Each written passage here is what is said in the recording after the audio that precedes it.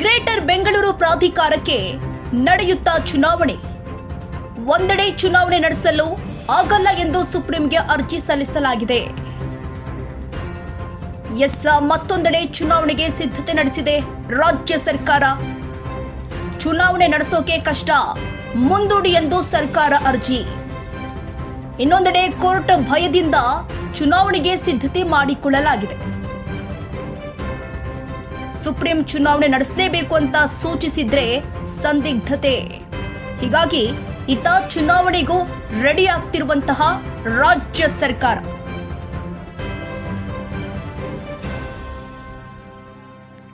ಒಂದ್ ಕಡೆ ಚುನಾವಣೆ ನಡೆಸೋಕೆ ಆಗಲ್ಲ ಅಂತ ಸುಪ್ರೀಂಗೆ ಅರ್ಜಿ ಸಲ್ಲಿಸಲಾಗಿದೆ. ಮತ್ತೊಂದ್ ಕಡೆ ಚುನಾವಣೆಗೆ ಸಿದ್ಧತೆಯನ್ನ ನಡೆಸ್ತಾ ಇರುವಂತದ್ದು ರಾಜ್ಯ ಸರ್ಕಾರ. ಸುಪ್ರೀಂ ಏನಾದ್ರೂ ಚುನಾವಣೆ ನಡೆಸಲೇಬೇಕು ಅಂತ ಏನಾದ್ರೂ ತೀರ್ಪನ್ನ ಕೊಟ್ರೆ ಹೀಗಾಗಿ ಸಂದಿಗ್ಧ ಪರಿಸ್ಥಿತಿ ಎದುರಾಗುತ್ತೆ ಅಂತ ಹೇಳಿ ಚುನಾವಣೆಗೆ ಸಿದ್ಧತೆ ಕೂಡ ಮಾಡಿಕೊಳ್ತಾ ಇರುವಂತದ್ದು ರಾಜ್ಯ ಸರ್ಕಾರ. ಇಂದು ಬೆಂಗಳೂರು ನಾಗರಿಕರಿಗೆ ಗುಡ್ ನ್ಯೂಸ್ ಎಂದಿದ್ದಾರೆ ಡಿಕೆ ಶಿವಕುಮಾರ್. ಜಿಬಿಎ ಚುನಾವಣೆ ಹಿನ್ನೆಲೆ ಗ್ಯಾರಂಟಿ ಘೋಷಣೆಗೆ ಮುಂದಾದ್ರ ಡಿಕೆ ಶಿವಕುಮಾರ್. ಬೆಂಗಳೂರಿಗೆ ವಿಶೇಷ ಗ್ಯಾರಂಟಿ ಘೋಷಣೆ ಮಾಡುತ್ತಾ ಸರ್ಕಾರ. ಗ್ಯಾರಂಟಿ ಘೋಷಣೆ ಮಾಡಿ ಚುನಾವಣೆಗೆ ರೆಡಿ ಅನ್ನೋ ಸಂದೇಶ ಕೊಡುತ್ತಾ ಬೆಂಗಳೂರು ಜನರ ವಿಶ್ವಾಸ ಗಳಿಸೋಕೆ ಗ್ಯಾರಂಟಿಗಳ ಘೋಷಣೆ ಸಾಧ್ಯತೆ. ಸುಮಾರು 30 ಲಕ್ಷ ಅಕ್ರಮ ಮನೆಗಳಿಗೆ ಸಕ್ರಮದ ಭಾಗ್ಯ ನೀಡುತ್ತಾ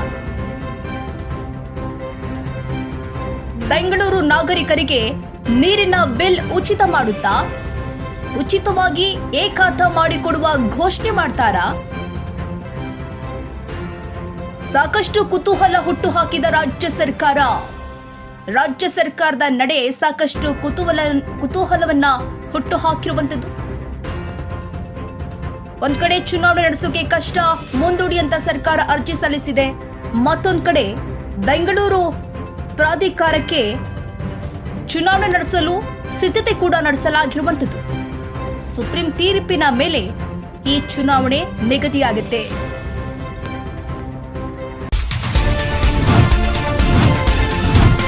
Audio Jungle.